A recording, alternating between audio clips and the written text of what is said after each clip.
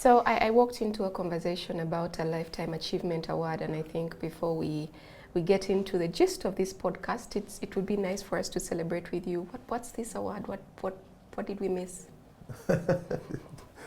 You didn't miss much. So Prince William established an award for Africans who have made great contributions to conservation of wildlife in Africa.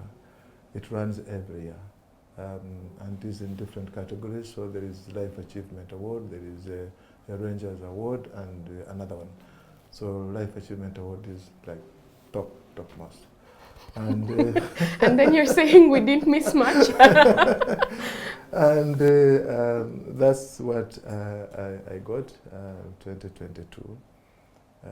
And that's what I was chatting with Martin, that they send a film crew to come and look at what I've been doing. And that quality podcast, a small video clip, it was shown at the award ceremony in London. What have you been doing? Many things, but this particular one, I think the highlight was my contribution towards conservation of biodiversity, in particular birds in Africa, because I've been working all over Africa, not just in Uganda, and protecting some of the most endangered species in Africa. Okay, so I think let's start this podcast properly. Yeah. And start with an introduction. Achilles, maybe you can tell us a bit more about yourself so we get a sense of who is speaking to us on this episode. Right. My name is Achilles Byaruhanga. Some people call me Achilles, so I take both pronunciations. I've learned how to react both. I come from the southwest in Cavalry, and I'm a graduate of zoology and conservation leadership. And I've been working in conservation area for the last 28 years of my professional life. 25 of those at NatureUganda. Now I'm the executive director or the team leader at NatureUganda. And maybe a little bit about NatureUganda is a civil society organization. It is the operation organization of East Africa Natural History Society, which is the oldest conservation organization in East African region. It was established in 1909 for documenting the diversity of wildlife in the region. So the earlier works about wildlife and conservation was done by East African Natural History Society. So we have our friends in Kenya, they are Nature Kenya, in present Tanzania, they are Nature Tanzania. Although we all originally from the same East African Natural History Society, but we are now autonomous organization branded as Nature, and therefore Nature in Uganda is Nature Uganda, Nature in Kenya is Nature Kenya, Nature in Tanzania is Nature Tanzania. We work on three things. We work on research, so we are involved in biodiversity assessment, research on habitats, research on conservation threats and things like that, and also do conservation. So don't only generate and document things, but also fold our sleeves and go down and do work. And what we normally focus on are the priority species, priority habitats, and priority sites. The reason is you cannot do everything, so you have got to cut your cloth to your size. I'm curious to know what those priority habitats are, but before that, what got you into zoology and biodiversity 20-something years ago? Partly accidental, because I just happened to do a course at the university that was interesting. By choice, that course? I don't think it was by choice. You know, the education system in Uganda is just graded. You are graded, you got this many marks, and then you go for this one. You get many marks. Whatever they give you. So that's what we took. We had only one university at the time when I joined, It was Makerere University, so whatever they gave you is what you took. But I think I was lucky to have been given that one because it really brought me out. It sounded the best notes for my profession, and I've never looked back since then. So what's that journey been like from the university and getting to understand that this is actually a much needed learning that you can take on as a career? If I look back, when I finished, and maybe through the podcast, I will be telling you lots of stories. Yes. When I finished my university, in my third year of the project, I got closely linked to friends with a senior professor at the university. It was called Professor Derek Pomeroy. He was in zoology. And what we call the third year project, he gave me a very interesting project to go and study the marabou storks. The marabou storks, yes, the ones that are, the marabou storks are in Kampala. Bathing us all as we are walking. They are beautiful birds in town. And I wanted to look at these big birds. They're in the center of town. They are doing everything in town. Why? What's happening? And I did some work for about a year. And I discovered quite interesting things. And the first one was marabou storks are beautiful. And so many people Some people don't agree with me, but they are actually. And they're very nice. They have very nice behavior. But two, they are scavengers. They eat a lot of rubbish or refuse or leftovers or things.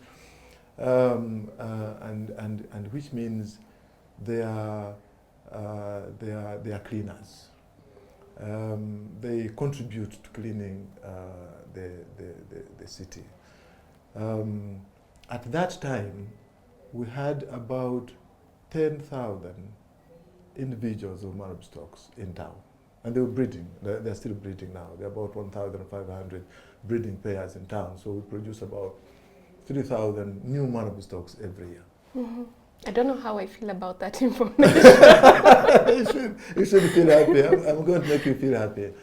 And each marabou stork eats about 1 to 2 kilograms of food every day. And what they're eating is refuse, is rubbish, is leftovers, and cats and dogs, scattered dead everywhere. And what they're doing is they're cleaning the city.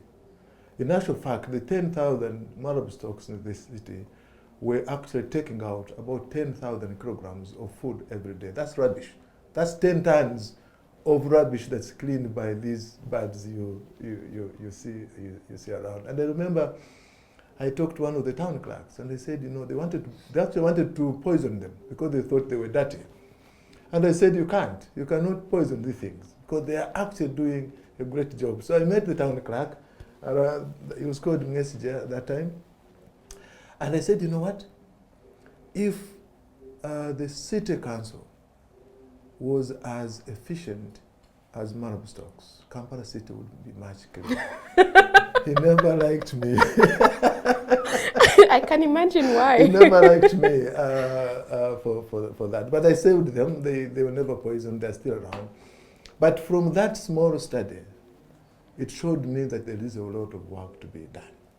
Not only in studying our wildlife, studying our environment, but also raising awareness about what these things mean to our lives. Because if they were not there, all this refuse and dead cats and dead dogs would be spreading disease to communities, to us who live around this area. They're the cleaners, they're protecting us, they're very good birds, they're beautiful. I'm almost convinced. Martin, I don't know if you're convinced, but I'm almost convinced. Tell us a bit about the work that Nature Uganda carries out with a focus on climate change related activities in Uganda.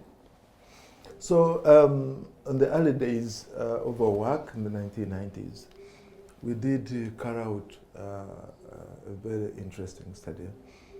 We were trying to find out if you are going to protect Uganda's wildlife, Uganda's biodiversity, where do you go?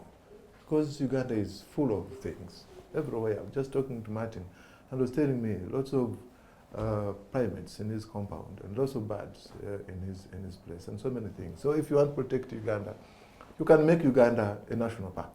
The whole of Uganda is a national park, because every little inch of it is important for something. But you cannot do that. Therefore, you need to identify the best places, priorities. We did that and identified 34 key biodiversity areas. But what was interesting in that study, whereas some of them were national parks or forest reserves, but other areas were not actually protected. It was the first time we identified non-protected areas as important for biodiversity conservation. Half of them were wetlands. Now, wetlands, from the beginning, when national parks were being established, were identified as wastelands. They were places that were supposed to be drained because they were breeding areas for mosquitoes. We only didn't know that we actually were doing a lot of damage. And that study showed that wetlands are one of the most important areas for biodiversity conservation. We didn't know that time that we're talking about another very important habitat in terms of climate change mitigation. Wetlands are full of peat. Peat is clay, is like dead debris that has been deposited in these valleys over thousands, probably millions of years. And that peat is carbon. In fact, the peat the carbon in the peat in wetlands is much more than what we see in forests. Of course, I know climate change activists, they talk about forest a lot because that's what we easily see, but peat has more carbon. So exposing peat would cause more damage than actually cutting down a forest.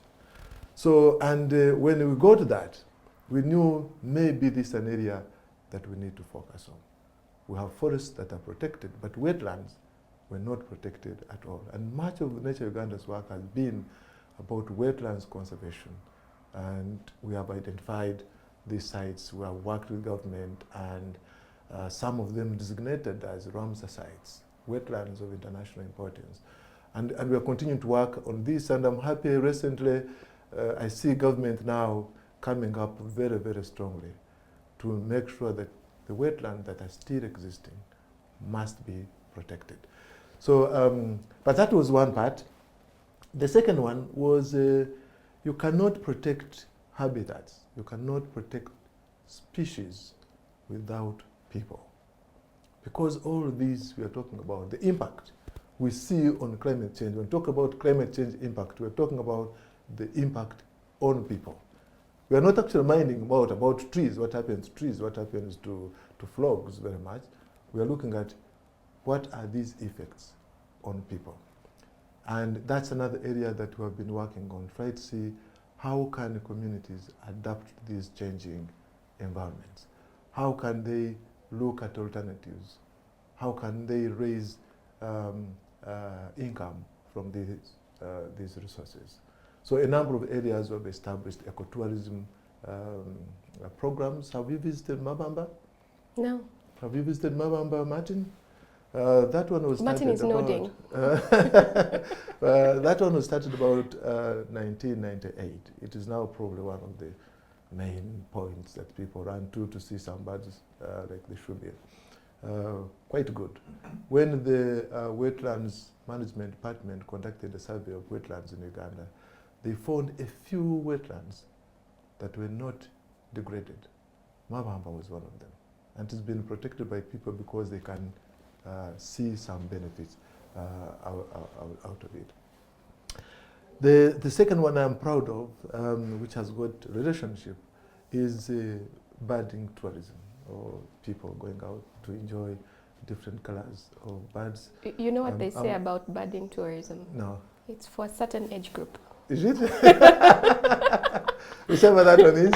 But I think we have quite a good number of young people really up and looking at this as not just appreciating birds, but looking at it as a source of income, a source of livelihood.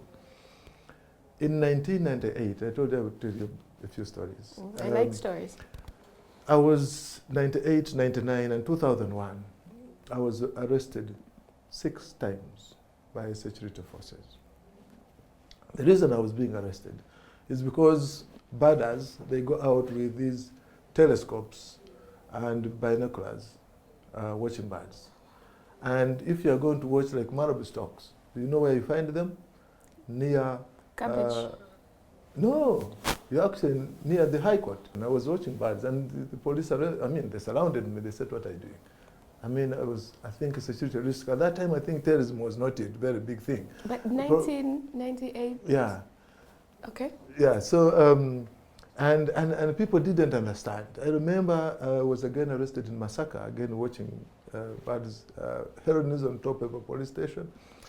And a policeman, one of the commanders, he just took me to his office and advised me. He said, "Young man, why do you waste time watching birds? You're just like a lunatic. Why don't you go and find a good job and work? You're still young."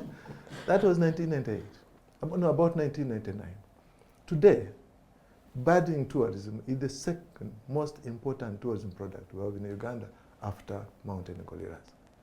Now, if you're talking about conservation of habitats, adaptation to climate change, you need to show people that you can benefit directly from these resources, and then they will protect them, or they will respect them. What has been, or how easy or difficult is it to do your job away from the arrests? But think about when you're trying to promote the conservation of wetlands. How easy or difficult is that? Where's your biggest struggle and where are your biggest wins? So from the 2 stories of marabou stork, the simple stories of marabou storks, and tourism, birding tourism, you see that our community is not in, I don't want to use the word aware. They know the things. They have lived with them. But they don't have this connection that biodiversity is important. You can benefit from it. You don't have to kill things in order to benefit. We still see people coming here and doing live animal trade, for example. We have got, like this Mabamba site, fantastic success. But you still get people who go there to steal the shoebills, and go and sell them out. So there is need to connect this importance that me, an expert that I'm proud of, that I know I've studied, connect it with the local community who lives, the custodian of this resource, who lives this, to understand that these are important resources. It's going to be very difficult for you to go to Kabale and start talking about climate change and adaptation and mitigation and all these kind of things. They don't see, they will look at you and say, "Oh, young man, you have studied a lot of things. I think you're very brilliant." But they cannot connect it to their lives. They cannot connect it to the changing environment. But you need to use some very vivid examples that touch people. That's how they can understand you. Can you use a vivid example to explain to me? I am your person in Kabale, and you're trying to tell me about climate change and how it relates to my everyday activities. Right. So if I was talking to a local community... You refuse to acknowledge it is me. Yes. In Kabale. And I've worked there quite some time trying to look at forest conservation and wetland conservation. In Uganda is at the equator. We all know that from primary school.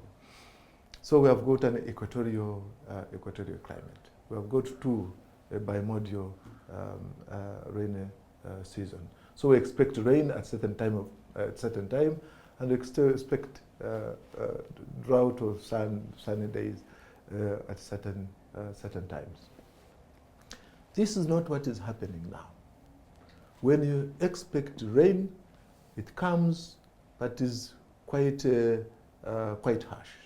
It is heavy, it is prolonged, it is very destructive. You've got a lot of floods, a lot of soil erosion, a lot of landslides. This is not the normal thing that we expect. If it is a dry season, it is harsh, it is prolonged. So we have got prolonged drought and we have got a lot of precipitation. Now, that one, a community member will understand it because they know. Because this thing has coincidentally changed in our lifetime. This is not like, something to talk about 1901 now. It is changed quite a lot in the last 40, 50 years. So some community members can relate to it. If you're talking about floods, they will know. If you're talking about drought, they will know. If you're talking about pests, the pest incidences have increased quite a lot. And now you need more pest-resistant crops. You need quick maturing crops. They will now understand, and they will tell you in their own language that the seasons have changed. Seasons have changed. When you expect rain, it doesn't come. When you expect the sunshine, it doesn't come. And overall, what is going to be the issue? Food security. In my home area, and I give you this example because it affects me. When I used to go home, my mother would pack my car with food. I mean, I would say, Mom, come on, this is too much. He said, oh, no, just take, because there's a lot of food here. That's probably about 30 years ago. Do you know what? When I'm going home, you're the one taking food I now. go with the food home. There's not food anymore at home. That's in my lifetime. And climate has not even changed much as predicted. In the next 20, 30 years, it is definitely going to be worse. So, yeah, when you're talking to a local community member, you use examples that people can see. But how do you relate them? And I don't even know if we should relate them to their activities as communities. So if you're saying that let's use birding, for example, that, let's not kill these birds, let's not poison them, let's not. How do you relate those two instances? Again, I'll use an example. In Kabale, we have been working on one of the wetlands called Nyamuliro. It is one of those valley bottom wetlands in Kabale. We like to have funding from Darwin Initiative to protect that area. So it has the drainage from Lake Bunyonyi. I think again we've heard about Lake Bunyonyi. It drains into that swamp. Now the water in that swamp is basically from the lake. So when the lake level goes down, which it does, the water level in the swamp also goes down. Okay. That wouldn't be a big problem because that has been happening maybe many years. But what has happened is that people have now channeled the water and drained the wetland. The first effect they got was that some of the wells where they used to get water from dried up. Right. So, and you've been covered. Yes. You come from 1 kilometer up in the hill, go down to find the water. Now the well is not working. You now have to go to the river, the small river that you go through. It's dirty water. It's water that is seeping from the pit, which I talked about earlier. Now, what we did with that group, we said, no, you know what? I think there is something happening. We need to do something more. And was to restore some of the wetland areas. And the communities understood that. They agreed that beyond a certain distance from the river, no more drainage. And I think it's probably one of the few remaining wetlands in Kabale area. They say that almost everybody in Uganda is a farmer in Yes. one way or the other. Yes. Are you a farmer? I agree. Yes. So I'm a tree farmer. You're yes. a tree farmer. Yeah. Okay, that's great. So with your experience of tree farming, and you keep referring to Kabale, where you're from, I'm assuming. but I know that you've also worked in different regions Yes. in the country. Yeah. Are there particular activities or projects that you've done as Nature Uganda or as an individual that you've done with communities to enable them to adapt to climate change, or I don't know if I should say mitigate, but I'll just stick to adapt? Yeah. Could you tell us about some of them? That wetland example is one of them. And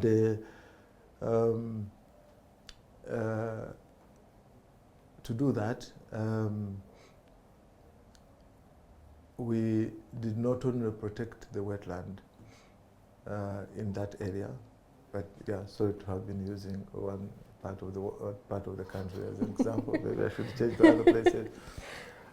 We're also looking at a national level.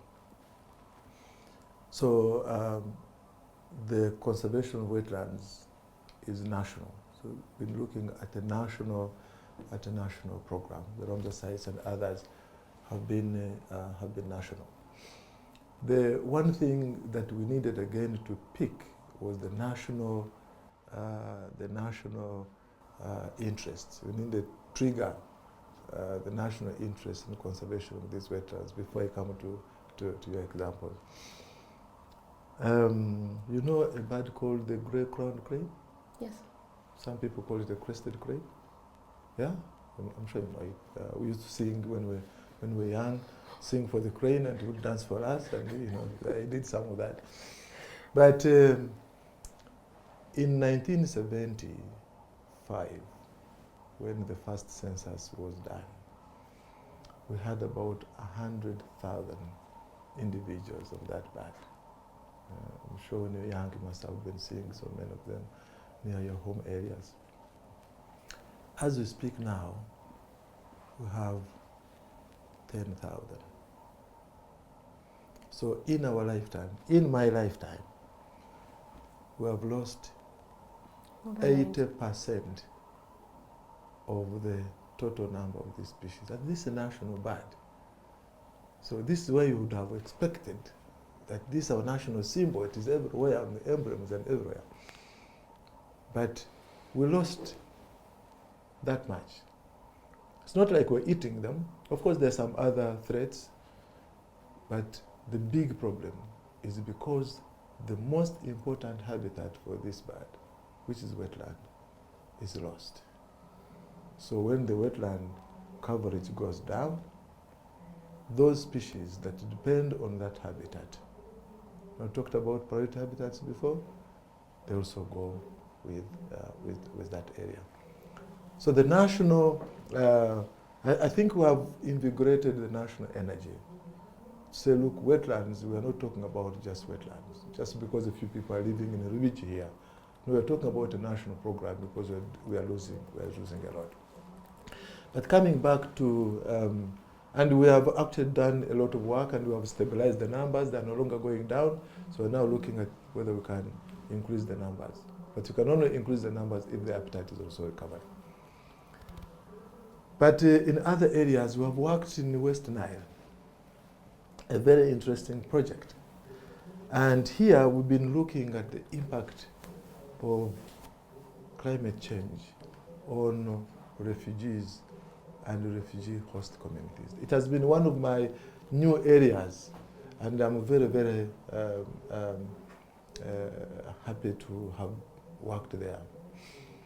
So what is happening is that refugees, we have got the biggest number of refugees in West Nile, over 1 million, I think, we are told. And you can imagine these 1 million people they're just taking out everything, whether it is firewood, whether it is food, whether it is, all these kind of things. And the local communities are the same. And we're looking at how can we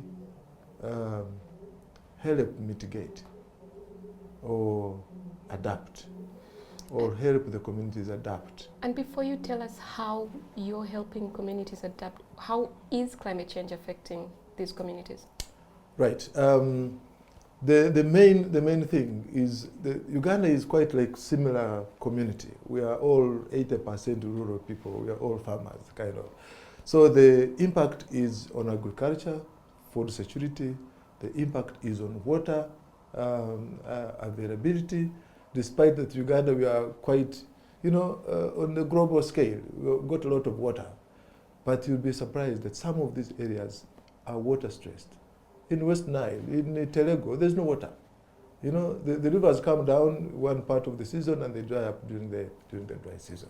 So water is a key issue. Energy. Again, using your own example, probably 100% of Ugandans use firewood in one way or the other. If it's not firewood, it's charcoal. I'm sure if you went to the president's home, you'll find charcoal there. So we all use charcoal. And you can imagine now, 49, did they say we are 49 million now? 49 million people running out every day to collect firewood. I don't remember the calculation of how much tonnage of firewood that we use every day. So we are really taking out every piece of wood that we can have for energy. So those are the main ones. It is agriculture, it is water, it is energy. Those are the main things that Uganda is having or suffering from, the area that are suffering because of climate. And the same area there in the West Nile. And we're looking at three things. One, protecting the water sources, because they cannot live without water. And as I've mentioned, the only main water source in that area is River Nile, which just goes from eastern part of the area, and a few rivers from the mountains, K and Ozi, in that area. So what we needed to do was to protect the remaining wetlands in that area. And I'm happy that we did a very good thing there. The second one was to provide wood.